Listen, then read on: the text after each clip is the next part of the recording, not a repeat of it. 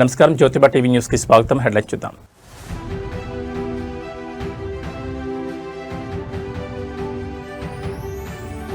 జనసేనాని పవన్ కళ్యాణ్ డిశ్చార్జ్. ముంబై కోకిలాబెన్ ఆసుపత్రి నుంచి నివాసానికి చేరిక.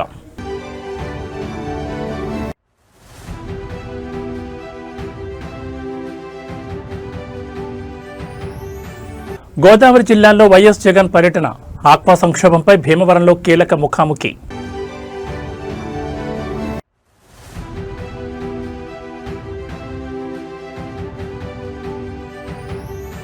ఢిల్లీ పర్యటనలపై గిట్టని వాళ్ల లెక్కలు. విపక్షాల విమర్శలకు సీఎం రేవంత్ రెడ్డి ఉడుకు పుట్టించే కౌంటర్.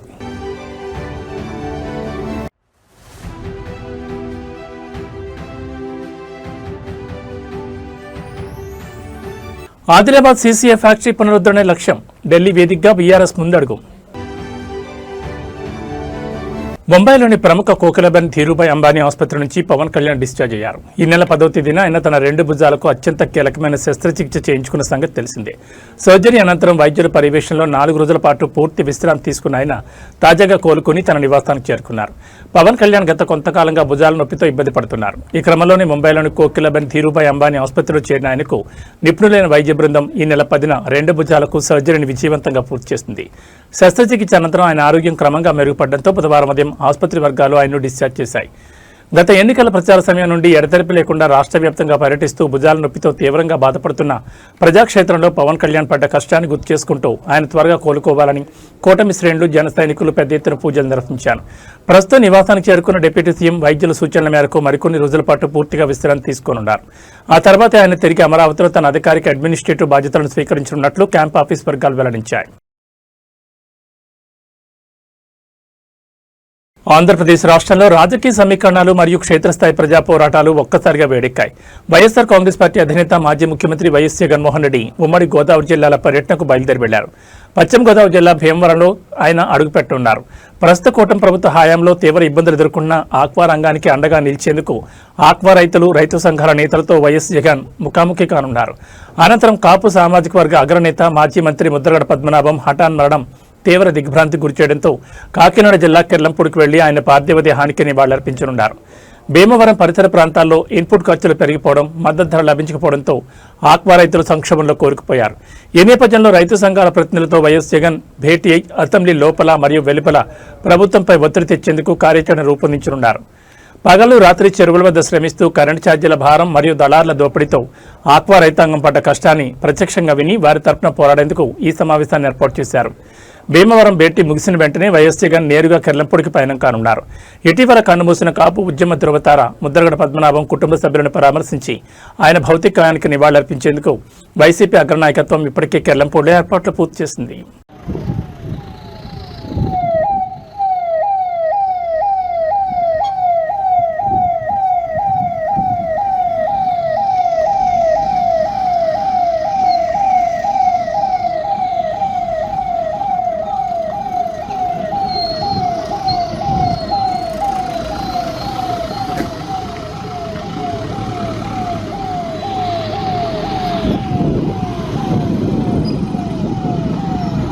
తెలంగాణ ముఖ్యమంత్రి రేవంత్ రెడ్డి ఢిల్లీ పర్యటనలపై గత కొద్ది రోజులుగా విపక్షాలు, రాజకీయ ప్రత్యర్థులు చేస్తున్న విమర్శలకు ముఖ్యమంత్రి స్వయంగా అత్యంత ఉడుకు పుట్టించే రీతిలో కౌంటర్ ఇచ్చారు. తాను ఢిల్లీకి ఎన్నిసార్లు వెళ్తున్నానని దానిపై గిట్టని వాళ్ళు లెక్కలు కడుతున్నారంటూ ఆయన మండిపడ్డారు.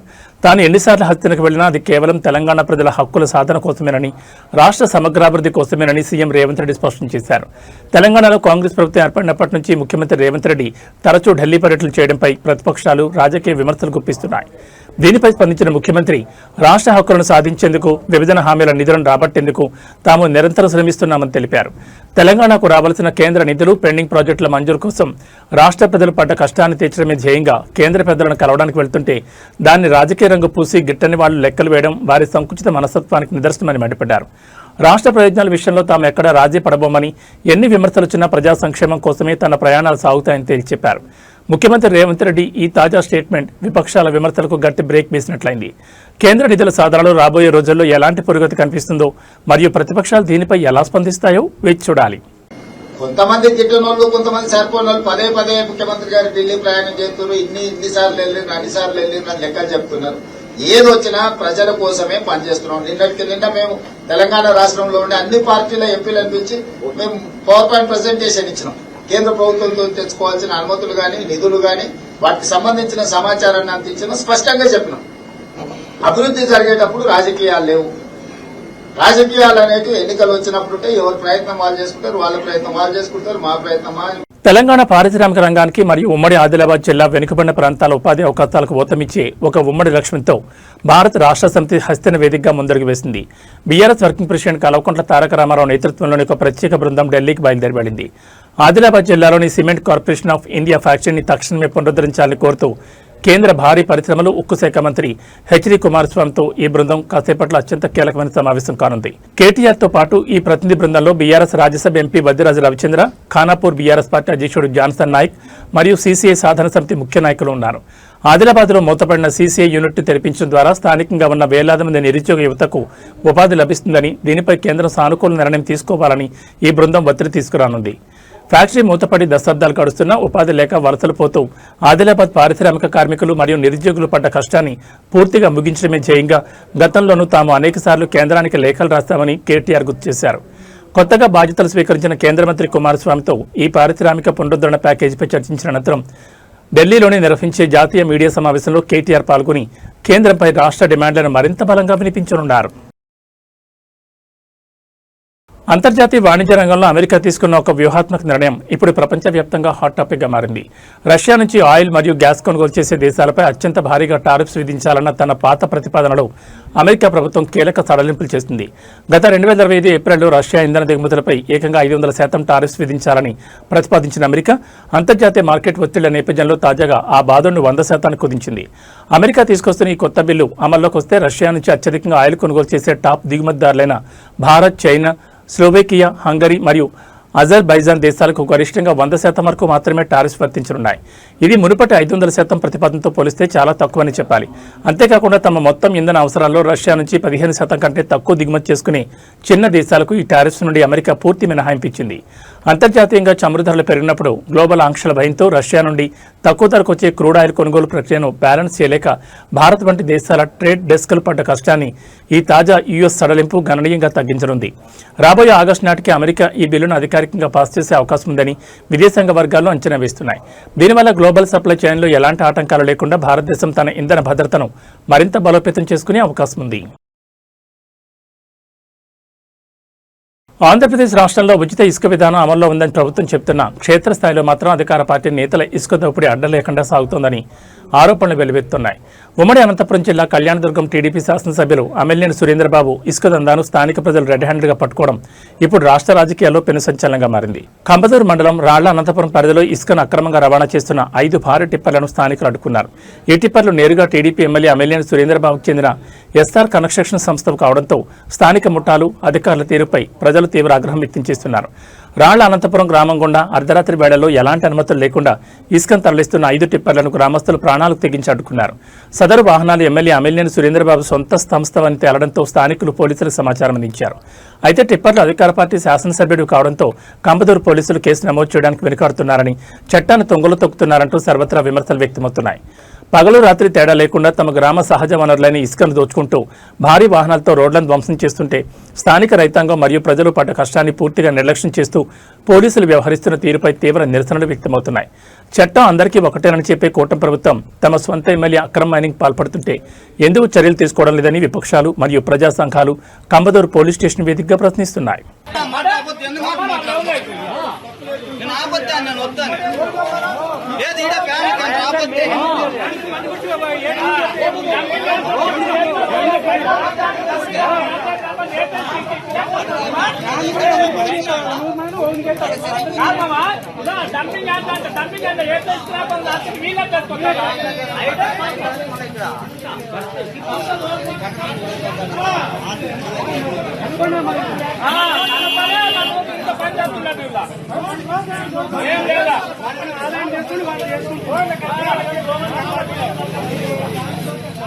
తిరుమల వెంకటేశ్వర స్వామిని దర్శించుకునేందుకు వచ్చే కోట్ల మంది భక్తుల భద్రతకు అత్యున్నత ప్రాధాన్యత ఇస్తూ తిరుమల కొండపై భద్రతా బలగాలు ఉగ్రరూపం దాల్చాయి. విదేశీ లేదా అంతర్గత ఉగ్రవాద ముఠాలు తిరుమల సత్రాలను ముట్టడిస్తే ఏ క్షణంలో అయినా వారిని మట్టుబెట్టేలా ఆంధ్రప్రదేశ్ రాష్ట్ర పోలీస్, అత్యంత ప్రతిష్టాత్మకమైన ఆక్టోపస్ కమాండోలు మరియు టీటీడీ విజిలెన్స్ విభాగం సంయుక్తంగా ఒక భారీ మాక్ డ్రిల్ నిర్వహించాయి. తిరుమలలోని పిలిగ్రిమ్ అమ్యూనిటీసీ కాంప్లెక్స్ 4 అంటే PSC 4 సత్రాన్ని ఉగ్రవాదులు తమ అధీనంలోకి తీసుకున్నట్లుగా ఊహించి ఈ హై ప్రొఫైల్ కమాండో ఆపరేషన్ చేపట్టారు. ఈ మాక్ డ్రిల్ అత్యంత రహస్యంగా వాస్తవ పరిస్థితులకు అద్దం పట్టేలా ప్లాన్ చేశారు. అధునాతన ఆటోమేటిక్ ఆయుధాలతో సాయుధులైన ఆక్టోపస్ 4 నిమిషాల వ్యవధిలోని PSC 4 కాంప్లెక్స్ను తమ అధీనంలోకి తెచ్చుకుంది. అత్యవసర సమయాల్లో కమాండ్ కంట్రోల్ రూమ్ నుండి వచ్చే ఆదేశాలను బట్టి ఎంత వేగంగా స్పందించాలి, బందీలైన భక్తులను సురక్షిత ప్రాంతాలకు ఎలా తరలించాలి అనే అంశాలను క్షేత్రస్థాయిలో ప్రాక్టికల్గా ప్రదర్శించారు. వేలాది మంది భక్తులతో కిక్కిరిసిపోయే తిరుమల కొండపై కంటి మీద కొనుక్కు లేకుండా నిరంతరం నిఘా ఉంచుతూ భద్రతను పర్యవేక్షిస్తున్న పోలీస్ మరియు విజిలెన్స్ సిబ్బంది పడుతున్న కష్టాన్ని మరింత సులభతరం చేస్తూ ఈ ఆధునిక ఆక్టోపస్ కమాండోలు సరికొత్త వ్యూహాలను అమలు చేశారు. కొండపై ఎలాంటి అవాంఛనీయ సంఘటనలు జరగకుండా ముందస్తు రక్షణ చర్యల్లో భాగంగానే ఈ ఉమ్మడి ఆపరేషన్ విజయవంతంగా ముగిసిందని ఉన్నతాధికారులు వెల్లడించారు.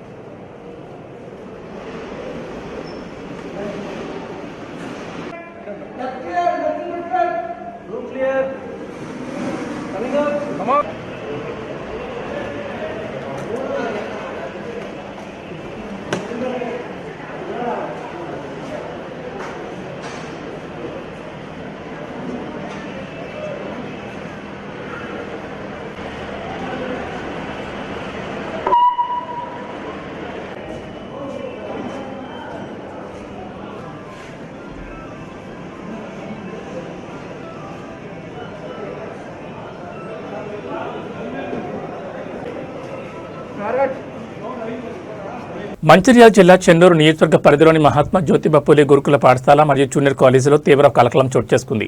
హాస్టల్లో కనీస సౌకర్యాలు కరువయ్యాయంటూ తీవ్ర అసంతృప్తికి లోనైన 17 మంది ఇంటర్మీడియట్ ద్వితీయ సంవత్సరం విద్యార్థులు ఒకేసారి వసతి గృహాన్ని విడిచి బయటకొచ్చారు. అధికారుల నిర్లక్ష్య వైఖరిపై ఆరోపణ చేస్తూ తమ సమస్యలను పరిష్కరించే నాదురే లేడంటూ విద్యార్థులు నేరుగా మంచిర్యాల ఎమ్మెల్యే గడ్డం వివేక్ వెంకటస్వామి సతీమణి గడ్డం సురేఖని ఆశ్రయించారు. చెన్నూరు మహాత్మా జ్యోతిబా పూలే గురుకులంలో గత కొంతకాలంగా త్రాగునీరు, నాణ్యమైన భోజనం మరియు ఇతర కనీస సదుపాయాల కొరత వేధిస్తోందని విద్యార్థులు ఆరోపిస్తున్నారు. ఈ సమస్యలపై విసిగిపోయిన 17 మంది ఇంటర్ సెకండ్ ఇయర్ విద్యార్థులు హాస్టల్ నుండి బయటకొచ్చి మంచిర్యాలలో ఎమ్మెల్యే సతీమణి సురేఖను కలిశారు. హాస్టల్లో మౌలిక వస్తువులు లేక చదువు పక్కన పెట్టి విద్యార్థి లోకం పడ్డ కష్టాన్ని ప్రత్యక్షంగా ఆలకించిన సురేఖ తీవ్ర దిగ్భ్రాంతికి వ్యక్తం చేశారు. తక్షణమే స్పందించిన ఆమె విద్యాశాఖ మరియు సంక్షేమ శాఖ అధికారులపై ఆగ్రహం వ్యక్తం చేశారు. విద్యార్థుల సమస్యలను వెంటనే పరిష్కరించాలని ఆదేశిస్తూ జిల్లా వెనుకబడిన తరగతుల సంక్షేమాధికారి శ్రీధర్కి విద్యార్థులను అప్పగించి ప్రత్యేక పర్యవేక్షణలో వారిని తిరిగి సురక్షితంగా చెన్నూరుకు తరలించేలా చర్యలు తీసుకున్నారు.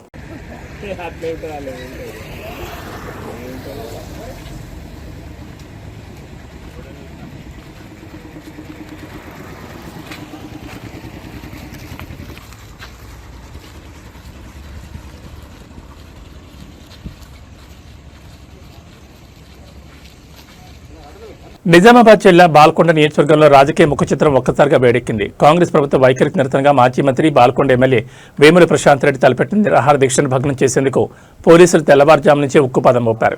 ఎమ్మెల్యే వేముల ప్రశాంత్ రెడ్డిని గృహ నిర్బంధం చేయడంతో పాటు నియోజకవర్గ వ్యాప్తంగా ఉన్న బీఆర్ఎస్ పార్టీ ముఖ్య నేతలు, శ్రేణులను ఎక్కడికక్కడ ముందస్తు అరెస్టులు చేసి పలు పోలీస్ స్టేషన్లకు తరలించారు. భీమ్గల్ మున్సిపాలిటీ పరిధిలోని మౌలిక వసతుల కల్పన, ప్రతిష్టాత్మక మందపడకల ఆసుపత్రి నిర్మాణ పనుల పురోగతి మరియు స్థానిక ఆర్టీసీ డిపో పునరుద్ధరణ డిమాండ్లపై కాంగ్రెస్ ప్రభుత్వం అనుసరిస్తున్న ఉదాసీన వైఖరికి నిరసనగా ఈ దీక్షకు పిలుపునిచ్చారు. అయితే ఉదయం నుంచి వందలాది మంది పోలీసు బలగాలను రంగంలోకి దించి భీమ్గల్ బాల్కొండ పరిధిలో అప్రకటిత బంద్ వాతావరణాన్ని తలపించేలా అదుపులోకి తీసుకోవడంపై ఉద్రిక్తత నెలకొంది. నియోజకవర్గ పరిధిలో మెరుగైన వైద్యం మరియు రవాణా సౌకర్యాల కోసం బాల్కొండ, భీమ్గల్ మున్సిపల్ పరిధిలోని సాధారణ ప్రజలు, రైతాంగం పడ్డ కష్టాన్ని పూర్తిగా తొలగించేలా తాము గతంలో నిధులు మంజూరు చేసిన ప్రస్తుత ప్రభుత్వం కక్ష సాధింపు చర్యల వలన పనులను నిలిపివేసిందని వేముల ప్రశాంత్ రెడ్డి మండిపడ్డారు. ప్రజాస్వామ్యయుతంగా నిరసన తెలిపే హక్కును కాలరాస్తూ ప్రభుత్వం కుట్రలు చేస్తోందని, గృహ నిర్బంధాలు చేసినంత మాత్రాన ప్రజా సమస్యలపై పోరాటాన్ని ఆపలేమని హౌస్ అరెస్ట్ వేదికగా బీఆర్ఎస్ అగ్రనాయకత్వం స్పష్టం చేసింది. బాల్కొండ నియోజకవర్గ ప్రజలందరికీ నమస్కారం. నేను భీమ్గల్లో 100 పడకల ఆసుపత్రిని పూర్తి చేయాలని మేము ప్రభుత్వంలో ఉన్నప్పుడు మంజూరు చేసి 75% పనిచేసిన పనులు అవి. ఒక 20-25% మిగిలిన పనులు, 100 పడకల ఆసుపత్రి కావచ్చు, ఇంటిగ్రేటెడ్ మార్కెట్ కావచ్చు, అట్లనే మూతబడ్డ భీమ్గల్ బస్ డిపోని తెరిపేయమని, అట్లనే నేను మంజూరు చేసినటువంటి 12 కోట్ల రూపాయలతో సీసీ రోడ్లు మున్సిపల్ ఎలక్షన్లు వస్తున్నాయని అప్పుడు కొబ్బరికాయలు కొట్టిరు, అవి ఇంకా పూర్తి చేయట్లేదు, అది పూర్తి చేయాలని చెప్పి భీమ్గల్లో ప్రజా సమస్యల కోసం ఆ పెండింగ్ పనులు పూర్తి చేయాలని నేను ఈరోజు అంటే 15వ తారీఖు నాడు ఒకరోజు కఠోర నిరాహార దీక్ష, నీళ్లు కూడా ముట్టకుండా నిరాహార దీక్ష చేస్తా అని చెప్పి నేను చెప్పిన. అయితే నేను ఇవాళ నిరాహార దీక్షకు వెళ్ళాలని అంటే నేను స్నానం కూడా చేయకన్నా మొదలే, నేను నిద్ర కూడా లేవకన్నా మొదలే పోలీసులు నా ఇంట్లో చుట్టినారు. నన్ను బయటకు పోనీయరట, నన్ను ఇంట్లోనే అరెస్ట్ చేస్తా అని చెప్తా ఉన్నారు పోలీసులు. మరి ఇది ఒక్కసారి ఆలోచన చేయాలి బాల్కొండ నియోజకవర్గ ప్రజలు. నేను చాలా అహింసా మార్గంలో, నేను రాస్తారోక చేస్తాను లేదు, ధర్నా చేస్తాను లేదు, నా ఇచ్చి నేను శిక్ష వేసుకొని ఒకరోజు నేను నిరాహార దీక్షలో కూర్చుంటా, అహింసా మార్గంలో కూర్చుంటానంటే ఈ ప్రభుత్వం నన్ను అనగదొక్కే ప్రయత్నం చేస్తూ ఉన్నది. మేము ప్రజల కోసం పోరాటం చేస్తున్నాం, ప్రజల సమస్యలు తీర్చమని చెప్పి నేను దీక్ష చేస్తాను తప్పిస్తే నా కోసం కాదు. ఆ హాస్పిటల్ పని పూర్తి చేయాలని, ఇంటిగ్రేటెడ్ మార్కెట్ పనులు పూర్తి చేయమని, బస్ డిపో తెరిపియమని, సీసీ రోడ్లు పూర్తి చేయమని, భీమ్గల్ ప్రజల సమస్యలు, బాల్కొండ నియోజకవర్గ సమస్యలు చేయాలని చెప్పి మేము అడుగుతున్నాం తప్పిస్తే వేరేది కాదు. దీనికి నన్ను ఇంట్లో నుంచి బయటకు వెళ్ళనీయకుండా పోలీసులు నా ఇంటి చుట్టూ, వందలాది మంది పోలీసులు నా ఇంటి చుట్టూ మొత్తం పారగాయడం అనేది ఎంత మట్టుకు సమంజసమో బాల్కొండ నియోజకవర్గ ప్రజలు ఆలోచన చేయాలి. నేను ఒక ఎమ్మెల్యేని, ప్రజల పక్షాన పోరాడవలసిన బాధ్యత నా మీద ఉంటుంది, ప్రభుత్వం మీద. మరి వాళ్ళు వచ్చి నా దీక్షలో వచ్చి, దీక్షా శిబిరంకి వచ్చి మేము నెలలో పూర్తి చేస్తాం, 2 నెలల్లో పూర్తి చేస్తాం అని మాట ఇస్తే నేను దీక్ష విరమిస్తా కదా. దీనికి పెద్ద ఇంతెత్తున నన్ను అనగదొక్కాల్సిన అవసరం ఏమున్నది, నా గొంతు నొక్కాల్సిన అవసరం ఏమున్నది? కాబట్టి బాల్కొండ నియోజకవర్గ ప్రజలు, భీమ్గల్ పట్టణ ప్రజలు, భీమ్గల్ మండల ప్రజలు దయచేసి ఆలోచన చేయాలని చెప్పి నేను కోరుతా ఉన్నా. ఒక్క మాట మాత్రం నిజం, నన్ను ఇంట్లో పెట్టి అరెస్ట్ చేసినా నా దీక్ష కొనసాగుతుంది ప్రజల కోసం, ఆ సమస్యలు పూర్తి చేయడం కోసం. లేదు నన్ను అరెస్ట్ చేసి జైల్లో, నా పోలీస్ స్టేషన్లో పెట్టినా పోలీస్ స్టేషన్లో నా దీక్ష కొనసాగుతుంది, నా సత్యాగ్రహం కొనసాగుతుంది. లేదు నన్ను తీసుకుపోయి జైల్లో వేసినా జైల్లో కూడా నా సత్యాగ్రహం. South Indian star heroine Samantha తన అభిమానులకు సరికొత్త గుడ్ న్యూస్ చెప్పారు. తాను తల్లిని కాబోతున్నానని, ఎప్పటి నుంచో ఎదురుచూస్తున్న తన కల త్వరలోనే నెరవేరబోతోందంటూ ఆమె అత్యంత ఆనందాన్ని వ్యక్తం చేశారు. ప్రస్తుతం గర్భవతిగా ఉన్న ఆమె తన జీవితంలోని ఈ సరికొత్త మరియు ఉత్సాహభరితమైన దశ కోసం ఎంతో ఉద్వేగంతో ఎదురుచూస్తున్నట్లు పింక్ విల్లా ఇంటర్వ్యూలో స్పష్టం చేశారు. ఇటీవల తాను నటించిన మా ఇంటి బంగారం సినిమా బాక్సాఫీస్ వద్ద ఘన విజయాన్ని సాధించిన నేపథ్యంలో కుటుంబ సభ్యులతో కలిసి ఈ మధుర క్షణాలను ఆస్వాదించేందుకు ఆమె షూటింగ్లకు కొంత విరామం ప్రకటించారు. సమంత తన ప్రెగ్నెన్సీపై స్పందిస్తూ ఇది ఖచ్చితంగా నాకు చాలా కొత్తగా, ఎంతో ఉత్సాహంగా ఉంది. కానీ నేను ఎప్పటి నుంచో ఈ క్షణం కోసం ఎదురుచూస్తున్నాను. నాకు ఎప్పుడూ తల్లి కావాలనే కోరిక బలంగా ఉండేది. అందుకే నా జీవితంలో ఈ కొత్త ప్రయాణానికి నా సర్వస్వాన్ని అందిస్తానంటూ ఎమోషనల్ అయ్యారు. గత కొన్నేళ్లుగా ఆరోగ్య సమస్యలతో, వ్యక్తిగత జీవితంలోని ఒడిదుడుకులతో సమంత పడ్డ కష్టాన్ని పూర్తిగా మర్చిపోయేలా అటు కెరీర్ పరంగా మా ఇంటి బంగారం 100 కోట్ల మైలురాయిని అందుకోవడం, ఇటు వ్యక్తిగత జీవితంలో మాతృత్వపు మధురిమలు తోడవడంతో అభిమానులు సోషల్ మీడియా వేదికగా ఆమెకు పెద్ద ఎత్తున శుభాకాంక్షలు తెలుపుతున్నారు. ప్రస్తుతం తన కడుపులోని బిడ్డకు ప్రాధాన్యత ఇస్తూ మెటర్నిటీ లీవ్ తీసుకున్న శ్యామ్ డెలివరీ అనంతరం మళ్లీ సరికొత్త ప్రాజెక్టులతో ఫ్యాన్స్ ముందుకు వస్తారని క్లారిటీ ఇచ్చారు. నగరంలో ఇవాళ బంగారం వెండి ధరలు ఒక్కసారిగా భారీగా పెరిగాయి. గత కొన్ని రోజులుగా హెచ్చుతగ్గులకు లోనవుతున్న పసిడి ధర ఇవాళ బులియన్ మార్కెట్ ప్రారంభం కావడంతోనే భారీగా ఎగబాకింది. అంతర్జాతీయంగా మారుతున్న సమీకరణల నేపథ్యంలో అటు 24 క్యారెట్ల ప్యూర్ గోల్డ్, ఇటు ఆభరణాల తయారీకి వాడే 22 క్యారెట్ల బంగారం ధరలతో పాటు కిలో వెండి ధర కూడా రికార్డు స్థాయికి చేరుకుంది. ఇవాళ హైదరాబాద్లో 24 క్యారెట్ల 10 గ్రాముల స్వచ్ఛమైన బంగారం ధరపై ఏకంగా ₹770 పెరిగింది. దీంతో నిన్నటి ధరతో పోలిస్తే ఇవాళ మార్కెట్లో ఇది 1,43,570కి చేరింది. అదేవిధంగా సామాన్యులు ఎక్కువగా కొనుగోలు చేసే 22 క్యారెట్ల 10 గ్రాముల ఆభరణాల బంగారం ధర కూడా ₹700 పెరిగి 1,31,600 పలుకుతోంది. పెళ్లిళ్ల సీజన్ లేదా పండుగల సమయంలో బంగారం కొనుగోలు చేయాలనుకునే సామాన్యులు నిరంతరం మారుతున్న ఈ రేట్ల వల్ల బడ్జెట్ సర్దుబాటు చేసుకోలేక పడ్డ కష్టాన్ని ఈ ధరల పెరుగుదల మరింత పెంచేలా కనిపిస్తోంది.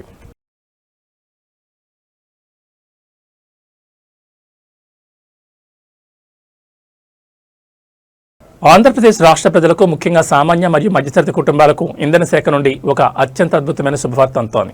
రాష్ట్రంలో విద్యుత్ ఛార్జీలను తగ్గించేందుకు డిస్కంలు కసరత్తును ముమ్మరం చేశాయి.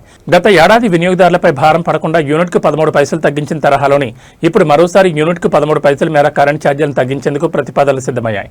ఆంధ్రప్రదేశ్ విద్యుత్ నియంత్రణ మండలి ఆమోదం లభించిన వెంటనే ఈ సరికొత్త తగ్గించిన ధరలు అమల్లోకి రానున్నాయి. 2025-26 ఆర్థిక సంవత్సరానికి సంబంధించి ఇంధన సర్దుబాటు ఖర్చుల పూర్తి వివరాలను రాష్ట్ర విద్యుత్ పంపిణీ సంస్థలు ఎలక్ట్రిసిటీ రెగ్యులేటరీ కమిషన్కు సమర్పించాయి. ఈ తనిఖీ నివేదికల్లో డిస్కం ఏకంగా 940 కోట్లను మిగులుగా చూపించడం గమనార్హం. వేసవి కాలంలో మరియు గృహ అవసరాల కోసం కరెంటు బిల్లుల భారం మోస్తూ ప్రతి నెల బడ్జెట్ అస్తవ్యస్తమైన ఏపీ వినియోగదారుల పడ్డ కష్టాన్ని గుర్తించిన అధికారులు ఈ మిగులు నిధుల ప్రయోజనాన్ని నేరుగా ప్రజలకే బదిలీ చేయాలని నిర్ణయించారు. ఈ ప్రతిపాదనలపై ఈఆర్సీ త్వరలోనే రాష్ట్ర వ్యాప్తంగా అధికారికంగా ప్రజాభిప్రాయ సేకరణ జరపనుంది. ప్రజల నుంచి అభిప్రాయాలు మరియు సలహాలు స్వీకరించిన అనంతరం ఈ 13 పైసల తగ్గింపునకు కమిషన్ తుది ఆమోదం తెలుపుతుందని, తద్వారా రాబోయే నెలల్లో కరెంటు బిల్లులు గణనీయంగా తగ్గుతాయని సచివాలయ వర్గాలు స్పష్టం చేస్తున్నాయి. ఏవీ బులెటిన్ విశేషాలు. నమస్కారం.